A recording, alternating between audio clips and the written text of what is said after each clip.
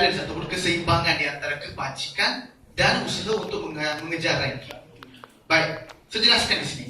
Peranan institusi awam, peranan universiti awam dan juga institusi pendidikan tinggi awam di Malaysia pada asasnya dan sehingga kini adalah untuk memberikan ruang dan peluang kepada pelajar-pelajar, mahasiswa-mahasiswi untuk mendapat pendidikan yang boleh ditampung oleh diri sendiri. Maksudnya affordable education dengan easy. Affordable education. So itu menyentuh mengenai soal kebajikan juga. Baik, soal kebajikan, tidak semestinya soal kebajikan itu perlu diketepikan dalam usaha untuk mengejar ranking. Tadi dalam perbahasan, perdebatan sebentar tadi, satu persoalan yang penting saya kemukakan. Ya, sebelum ini tidak jelaskan oleh pihak di sini sebelah sana. Akan kenapa perlu potong bajet untuk paksa universiti untuk keluar untuk mencari dana tambahan. Kenapa perlu potong dana? Itu yang saya persoalkan.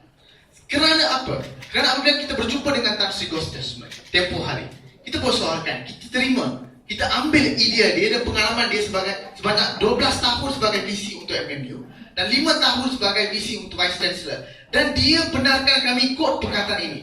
Dia bagi tahu, perkataan dia bagi tahu dari segi institusinya, semua lantikan Vice Chancellor naik timbalan naik Chancellor dan juga ahli lembaga pengarah universiti dibuat oleh pihak kementerian, di mana tanggungjawab untuk memastikan universiti-universiti awam keluar mencari dana adalah terletak pada entiti-entiti yang mentadbir urus universiti-universiti awam. Dan beliau berpendapat, di pendapat beliau, 5 tahun visi Universiti Melaya, lembaga pengarah universiti tersebut sepanjang tempoh beliau, itu saya ikut, sepanjang tempoh beliau tidak menjalankan tugasnya dengan baik untuk keluar mencari dana. Dan ini terbukti. Ini saya ambil satu contoh, kerana ini contoh sumber prima. Saya tidak pasti akan universiti lain, tapi ini contoh sumber prima. Bahwasannya berlaku kebincangan dari segi institusi itu sendiri yang boleh kita tambah baik dengan membuat pelantikan kepada jawatan-jawatan dan memberikan jawatan itu khususnya kepada lembaga pengarah universiti kepada orang-orang yang betul-betul mempunyai minda entrepreneurship, yang mampu, yang bukan saja academician tetapi mampu menyumbang idea untuk menjana pendapatan universiti. Sekiranya ini dapat dilakukan dari segi dasarnya, kita dapat mencari dana dengan sendiri tanpa perlu potongan bajet yang memaksa universiti. Beliau juga berpendapat, saya quote beliau lagi sekali lagi. Beliau juga berpendapat, Universiti Melaya sudah lama bertambah. Mungkin 1000 ekar komoditi pelanannya dapat diusahakan untuk menjana pendapatannya. Tapi bayangkan universiti-universiti yang relatively sangat muda seperti USIM atau UNISA, bagaimana mereka hendak berdiri di atas kaki sendiri untuk menjana pendapatan sendiri. Dan bukti yang diberikan oleh pihak di sebelah sana bahwasannya 12% telah pun dicapai oleh universiti-universiti awam, dan sasaran awal yang ditetapkan KPI itu, sasaran awal saja. Ini target reached. Tetapi sasaran awal itu, maklumat itu tidak pernah disclose. Bahwasanya UM KPI 2011 berapa? Sebelum ini tidak pernah disclose kepada publik. Mungkin pihak-pihak kementerian, pakar-pakar kementerian mempunyai maklumat ini. Jadi saya ucapkan, saya sudahkan soalan pertama, bahwasanya kebajikan ranking penting dari segi untuk kita marketability dengan izin untuk keboleh pasaran universiti itu penting.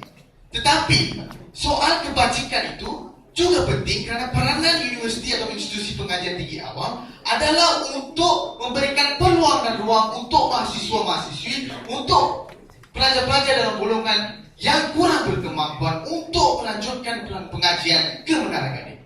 Saya berat kepada soal kedua yang diceritakan oleh saudara di belakang situ. Saudara menanyakan bahwasanya ada tak contoh yang membuktikan bahawa potongan universiti awam menjejaskan universiti itu. Saya baca tempoh hari, 2 hari sebelum ini. Boleh rujuk lagi, boleh Google. Potongan yang dilakukan oleh kerajaan United Kingdom baru-baru ini, saya tidak pasti berapa jumlahnya, tapi potongan yang dibuat oleh kerajaan United Kingdom untuk semua public university di situ dikatakan akan memberikan kesan buruk kepada universiti-universiti di UK. Ini dikeluarkan oleh National Union of Students of England and Wales. Boleh Google, ada artikel ini. Ini merupakan satu contoh lagi bahwasannya sekiranya berlaku kebincangan apa yang saya ucapkan sebelum ini, bahwasannya sekiranya kebincangan itu wujud dari institusi itu sendiri dan pengurangan dana dan sebagainya akan memberikan kesan buruk sekiranya institusi itu tidak ditambah baik dari segi pengurusan, dari segi matlamat, dari segi orang-orang yang mentadbir pengurusan itu sendiri dan institusi sendiri. Dan ada negara yang terpernah kurangkan bajet atau peruntukan untuk universiti dan sebagainya. Memang kita akui bajet